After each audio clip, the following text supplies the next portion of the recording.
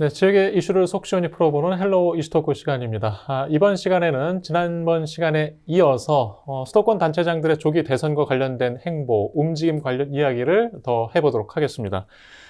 자, 오늘 시간에는 좀 이 수도권 단체장들의 조기 대선 행보와 관련해서 변수, 앞으로 어떤 것들이 또 다가오고 있는지 좀 얘기를 해보겠는데요. 함께할 두 분 소개합니다. 이도영 청운대 연구교수와 한동식 기울보 편집국장 나오셨습니다. 안녕하십니까? 네, 안녕하세요. 네.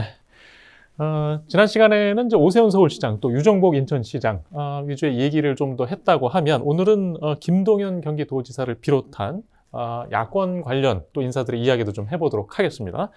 교수님, 지금 이재명 대표가 일단 강력한 후보 중에 한 사람인데 지금 김동연 경기지사 이야기가 연초부터 좀 나오기 시작했잖아요. 예. 이 이야기 좀 해볼까요?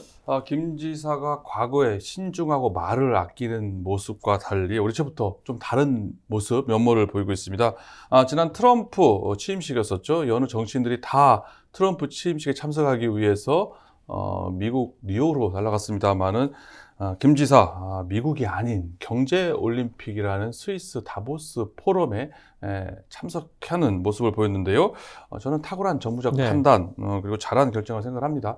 미국에 가서 좋지 않은 날씨 상황에서 뭐 야외 사수도 없는 노릇이고 다 대부분 야외 행사가 다 치러되지 않았습니까?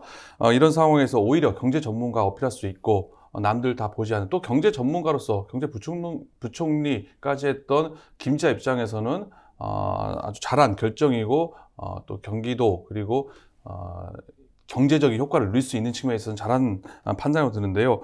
게다가 이렇게 발언 수가 높아지고 있는 이유, 이재명 대표의 사법 리스크가 점점 현실화되고 있다는 점입니다.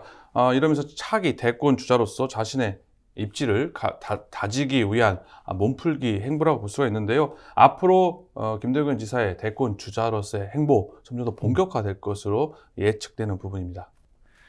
한 국장님, 지난 시간에는 이제 유정복 인천시장의 인사 관련 이야기를 했잖아요. 네. 김동연 경기도지사도 좀 볼 부분이 있어요. 대권 도전 선언은 아직 이야기가 좀 이르지만 지금 비명계 인사를 영입하고 있다는 시선들이거든요. 어떻게 보십니까?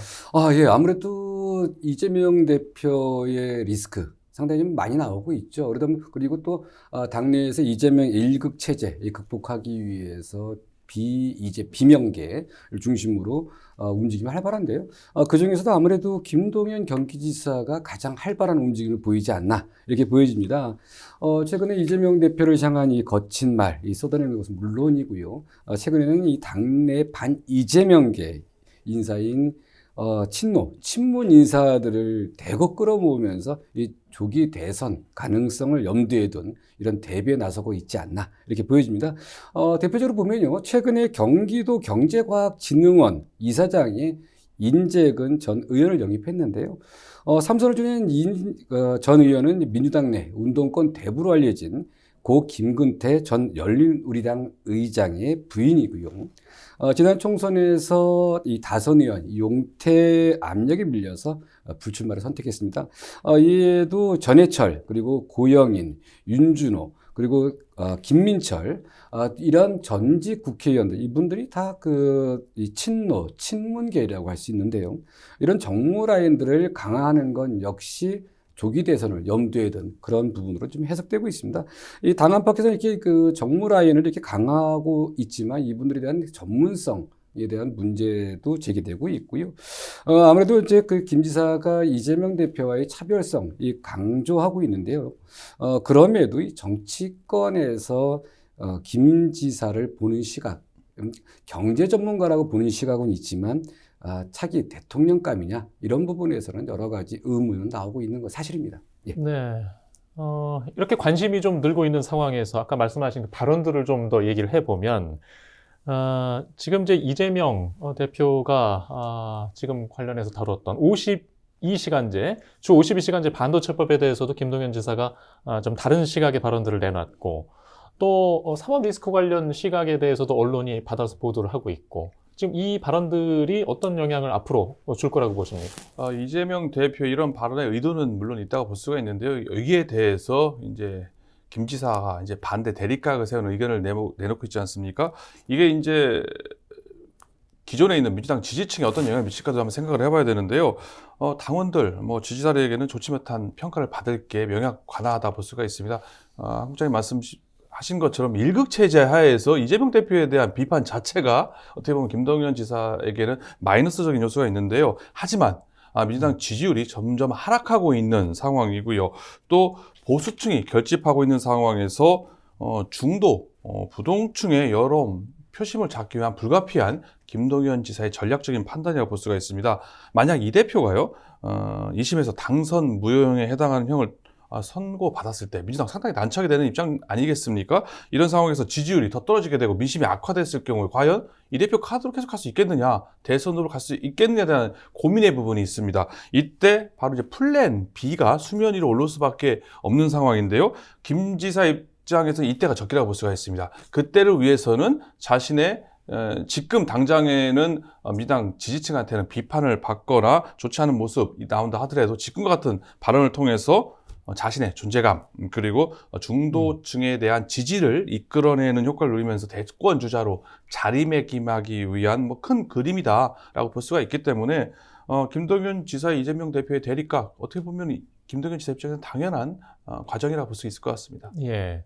물론 이제 플랜 B라는 시각에서야 당연히 관심을 모으고 있는 건데, 네. 물론 그 2번일 수도 있고, 또 그게 어렵다면 또 차기일 수도 있기 때문에, 네. 또 관심이 이제 멈추지 않는 것 같습니다. 한국장님 어떻게 보세요? 네, 아무래도 김 지사는 지난 대선에 이제 그 이름을 올렸지 않습니까? 이 본선 진출에는 실패했지만요.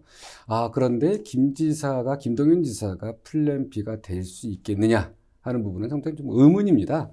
가능할지 않을 부분도 있을 거고요. 아무래도 김 지사가 플랜 B로 떠오르기 시작한 게 이제 지난번 그 이재명 대표의 1심 판결 이후부터인데요. 김 지사 우리가 잘 알고 있지만 경제 전문가이긴 하지만 이 전형적인 관료 출신이다. 이런 점에서 이제 많은 한계를 가질 수밖에 없지 않느냐 이런 부분이 있습니다. 일단 그 김 지사가 플랜 B로 일단 부각되려면요, 넘어야 할 산이 많은데요. 일단 이재명 대표의 형이 확정돼야 하고요. 또 형이 확정되지 않는다고 하더라도 최소한 곧 있을 2심에서 1심과 같은 당선 무효형이 나와야 합니다. 그렇지만, 지금 여러 가지 의견이 있지만 2심에서 1심과 같은 결과가 나오겠느냐 하는 여러 가지 판단도 좀 나오고 있고요. 그리고 또 당내 유력 주자들과의 경쟁에서 이겨야 하는데, 살아남아야 되는데, 일단 아무래도 김 지사 부분은 그러니까 지지도뿐 아니라 인지도도 상당히 좀 낮다. 이렇게 좀 볼 수 있고요. 최근 몸값을 올리기 위한 여러 가지 발빠른 행보, 이렇게 움직임을 보이고 있지만요. 일단 가장 중요한 건 임팩트 있는 한방. 이게 좀 부족하다고 이렇게 보여집니다. 이렇게 여러 가지 반 이재명에 대한 여러 의견들을 쏟아내고는 있지만, 어떤 이 전국을, 이 상황을 본인에게 끌고 갈 수 있는 임팩트 있는 어떤 한방, 이게 좀 부족한 부분이라서, 결과는 좀 더 두고 봐야 되겠지만, 일단 제가 볼 때는 플랜 B가 되기에는 여러 한계가 있다. 이렇게 보여집니다. 예. 플랜 B 얘기를 나오는 가장 앞에 있는 게 이제 사법 리스크 이야기잖아요. 이 2심 결과 여부에 따라서 그럼 플랜 B가 작동할 것이냐, 아니냐. 이 현실화될 가능성에 대해서 좀 우리가 얘기를 해볼까요? 저는 국장님하고 김동연 지사가 과연 대선 주자로 민주당에서 후보가 될 거냐 되는 것은 어려울 것이라는 점을 공감을 합니다. 하지만은 이재명 대표의 2심 공직선거법 판결 내용에 대해서는 상당히 저는 당선 무효형이 나올 확률이 크다라고 지금 보고 있는데요. 사실 이 대표의 공직선거법 위반 2심 재판부 지금 신속하게 재판을 진행하겠다는 입장 아니겠습니까? 대거 증인 신청에 대해서도 인정하지 않았고요. 2월 말에 결심을 하겠다. 그리고 그렇게 되면 3월 달에 이제 선고를 하겠다는 얘기인데요. 이 얘기는, 이 대표에게 불리하게 작용하는 논구라고 볼 수가 있을 것 같습니다.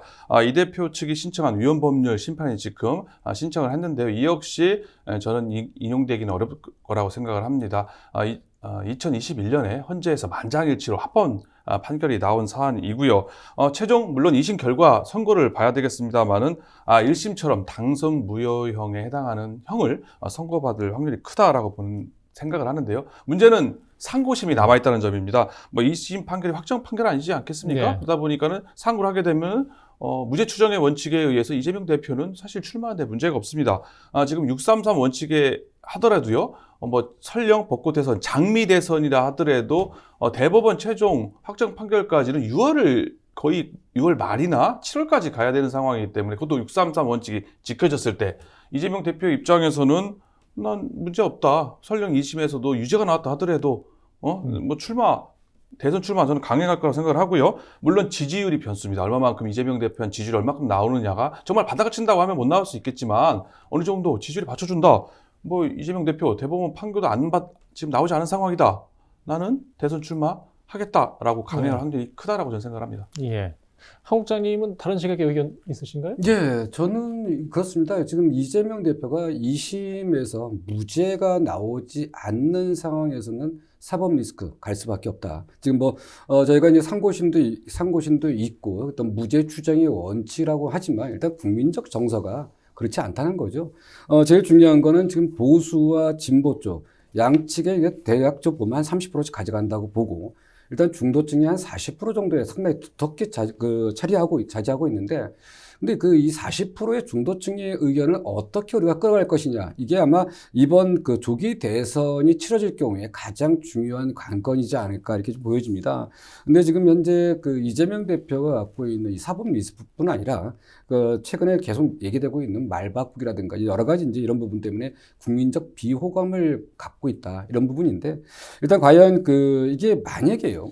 지금 선거 기간이 짧기 때문에 이게 어느 정도 영향을 미칠지 모르겠지만 국민들이 갖고 있는 반감들을 해소하지 못한다 그러면 아마 이 대선 쉽지 않을 수도 있습니다. 그래서 어쨌든 민주당 입장에서는 이러한 부분에 대해서 대비해야 될 부분도 있는데 제가 볼 때는 어쨌든 사법 리스크뿐 아니라 이재명 대표가 갖고 있는 리스크들을 어떻게 해소하느냐가 상당히 중요할 것 같습니다. 예.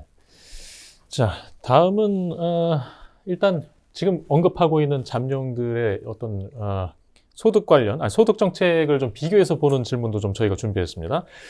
지금 이재명 대표는 1호 공약인 기본소득 정책을 보류한 상태지만 오세훈 서울시장은 디딤돌 소득을 내놨고 또 김동연 경기도지사는 기회소득이라는 이름으로 차별화된 선별 지원책을 또 핵심 정책으로 내놓은 바 있습니다. 여기에 또 뒤질사는 유정복 시장은 인천형 출생 정책을 좀 강하게 앞으로 내밀고 있지요. 자, 이런 정책들 경쟁, 물론 우리한테 굉장히 필요한 건데 대선에 어떤 영향들을 미칠지 좀 짚어보고 갈까요? 저는 크게 영향을 미치지 않을 거라고 생각을 합니다. 이 대표의 기본소득, 민주당 소속의 김동연 지사도 기본소득 그대의 정책을 고수한 게 아니거든요. 기회소득이란 이름으로 어떻게 보면 이 대표와 좀 차별화하는 시도를 해왔고요. 그 과정에서 이제 이 대표 측에서 반발도 물론 있었습니다. 저는 경기도지사였었으니까. 하지만은 이 대표의 정책과 김 지사의 정책 어느 정도 온도차를 두고 있습니다. 오세훈 시장의 디딤돌 소득이라든지 유정복 시장의 1,000원 주택 역시 이게 특정 계층, 청년이라든지 아니면은 신혼부부, 저소득층을 대상으로 하는, 그러니까 모든 국민을 대상으로 하는 기본소득 개념이 아닙니다.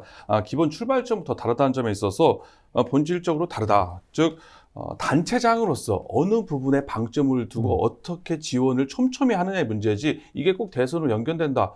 단체적으로 당연히 해야 될 기본 업무 중에 하나인데 그중에 어디에 대한 지원을 늘리는 구조로 되어 있습니다. 그렇기 때문에 이번 대선에서 기본소득이라든지 각종 이런 소득은 단체장 역할을 잘했느냐 안 했느냐 정도로 평가할 수 있는 부분이지 이게 꼭 직결적으로 대선에 영향을 미친다 이렇게 볼 수는 없을 것 같습니다. 예, 알겠습니다. 자, 그 다음은 좀 개헌 관련 시각에 대한 입장차들도 연초부터 두드러지게 좀 보이고 있는데요. 일단 탄핵 정국인 만큼 조기 대선에 쏟아진 관심, 거기에 물려 있는 이런 변수 중에 하나가 바로 개헌입니다. 자, 어느 정도 이 개헌 이야기가 영향을 미칠까요? 두 분의 의견 좀 들어볼까요? 예, 이 개헌을 대하는 부분이 여야가 상당히 좀 다르고 있죠. 좀 여당은 각종 안을 쏟아내고 있는데 이 대통령 4년 중임제뿐 아니라 의원 내각제 그리고 의원 집정부제 그리고 또 여기에 의회의 권한을 어느 정도 제한할 수 있는 권한 남용을 제어할 수 있는 양원제 도입까지 지금 얘기 나오고 있는데요. 반면 민주당의 입장을 보면요, 윤석열이 문제지 헌법이 문제가 있겠느냐 이제 이러한 이 태도가 있는데 또 야당 내에서도 약간 친명과 비명계에 좀 나눠지긴 하는데 기본적으로 이렇게 개헌의 부분이 근데 우리가 지금 얘기되고 있지만. 지금 우리가 지금 예상되고 있는 헌재의 탄핵 인용, 지금 뭐 3월 중순으로 지금 예상하고 있습니다. 근데 지금 탄핵이 인용될 경우에 선거를 치를 수 있는 기간이 60일밖에 안 됩니다. 60일 내에 지금 이제 뭐 다 따진다고 해도 한 80일 정도밖에 안 되는데 이 안에 우리가 개헌 논의를 할 수 있을까? 그래서 개헌 논의를 할 수 있는 시간적 여유도 짧고요.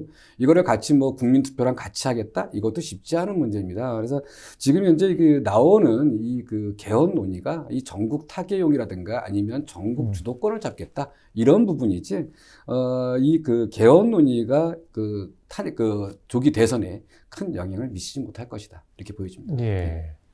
일단 뭐 유정복 시장도 연초부터 뭐 분권형 개헌에 대한 입장을 밝히는 등 예. 뭐 이런 이야기 때문에 조기 대선에 대한 관심이 커진 거 아니겠습니까? 개헌 영향 어떻게 생각하세요? 저도 국장님과 생각이 같습니다. 이번 예. 개헌 논의가 이번 대선 정부에 미치는 영향은 미미할 것이다라고 생각을 하는데요. 무엇보다 지금 여야 진영, 그러니까 보수와 진보 간의 극심한 진영 대결 속에서 이런 논의에 대한 별 관심이 사실 없습니다. 진정성이 없다고 볼 수가 있고요. 공감대도 서로 갖고 있지 않은 상황입니다. 최근 국민의힘 측에서 개헌 관련 뭐 언급을 많이 하고 있습니다. 인사들이. 하지만은 탄핵 전국 쪽에서 국면을 전환하기 위한 물타기용이라는 비판을 받을 정도로 진정성, 진심, 구체성이 좀 없는 상황이고요. 민주당의 경우에는 과거에 이 대표가 개헌을 적극적으로 주장을 했습니다만은 그리고 일부 이제 비명계의 목소리가 있긴 합니다만 현재 민주당의 주류는 개헌에 대한 오히려 이런 국민의힘의 전략적인 요소에 말려 들어갈 수 있기 때문에 오히려 경계하고 무슨 개헌 논의냐 탄핵 심판부터 제대로 하고 이런 논의 상황입니다. 또 개헌의 필요성도 느끼지 못하고 있는 상황이기 때문에 이번 대선에서 이슈화되기는 어렵지 않을까라고 생각합니다. 일단 뭐 발언자들이 또 주목도를 높이기 위해서 꺼낸 이야기들 정도로 좀 보고 계신 것 같습니다. 자, 마지막 질문은 좀 두 분께 드리겠습니다. 물론 우리는 수도권 단체장들의 조기 대선 관련 움직임 때문에 이 이야기 시간 준비했는데요. 그래도 대통령이 혹시 필요하다면 어떤 리더십을 앞으로 가져야 된다고 생각하십니까? 네, 이 대통령 리더십에 대한 부분들 우리가 여러 대통령을 겪어봤지만요. 근데 좀 최근에 재미있는 여론조사가 하나 나왔습니다. 지금 한 여론조사에서요, 대통령이 어느 덕목을 갖췄으면 좋겠느냐 이런 여론조사가 있었는데, 우리 국민들의 여론조사 결과에서는 이 차기 대통령 이 덕목으로는 이 협치와 이 국민 통합을 가진 대통령이 됐으면 좋겠다. 이런 부분을 가장 많이 꼽았고요. 그 다음에 이제 법치와 준법 정신, 도덕성과 소통 능력, 그리고 추진력 등을 꼽았는데 아무래도 이번 윤석열 대통령의 탄핵 결과에 대한 이런 반작용이 아닐까 이렇게 보여지는데요. 그러면 이 대통령이 가장 풀어야 할 국내 현안, 이게 뭐냐? 이게 봤더니 아무래도 이 경제 정책을 꼽았습니다. 그래서 현 상황이 매우 어렵고 그러다 보니까 민생도 어렵고 경제도 어렵다 보니까 차기 대통령이 우선적으로 해야 될 부분은 경제를 살리는 부분에 좀 집중해 줘야 되고요. 또 하나는 경제를 살리면서도 국민을 우리가 탄핵 정국에서 얼마나 많이 갈라졌습니까? 그래서 이 통합하고 어떤 협치하는 이런 부분도 같이 할 수 있는 그런 슬기로운 대통령, 이게 국민들이 원하는 대통령 아닐까 이렇게 보여집니다. 교수님도 의견 주시죠. 뭐 제가 볼 때는 여당이든 야당이든 하루빨리 좀 대통령이 선출이 돼서 전국이 안정돼야 되는 불안정한 정치상 이대로는 지금 안 된다라고 할 수가 있습니다. 누가 되든 하루빨리 대통령이 선출돼 안정된 상황을 만드는 것이 중요하다고 생각을 하고요. 무엇보다 지금 도널드 트럼프 미국 대통령의 전 방위적 공세에 지금 대응할 수 있는 방법이 없습니다. 외교 안보적으로 상당히 지금 압박을 받고 있는 상황이고 경제적인 문제가 바로 직결되는 문제라고 할 수가 있습니다. 미국에서 지금 뭐 보편적 관세라든지 심지어 상호 관세까지 이런 통상 압박, 그리고 이런 속에서 뭐 한미 방위비 분담금 문제라든지 뭐 북핵 문제라든지 지금 어떻게 대응할 수가 없는 상황인데요. 해결해야 할 과제가 한두 개가 아닙니다. 또 이런 문제가 해결이 돼야 또 경제랑 직결되는 문제가 될 수 있기 때문에 차기 대통령 하루빨리 선출돼야 되는 문제점, 더 나아가서 이번 계엄 사태로 우리가 교훈을 얻지 않았었습니까? 여야 서로 진영 간의 대결, 극단적 대결보다는 소통과 타협, 그리고 배려와 양보, 그리고 이해와 설득이라는 이런 덕목을 가진 대통령이 여야 함께 아울러서 할 수 있는 정치를 펼쳐나가는 것이 국민을 위한 길이 아닐까 생각을 합니다. 예, 알겠습니다. 두 분 말씀 듣다 보면 이 양극화 상황에 대한 이 절박함, 걱정 빼놓지 않을 수 없습니다. 예, 오늘 이야기는 여기까지 좀 질문 드리도록 하겠습니다. 이 스토크 여기서 마치겠습니다. 시청해주신 여러분 고맙습니다.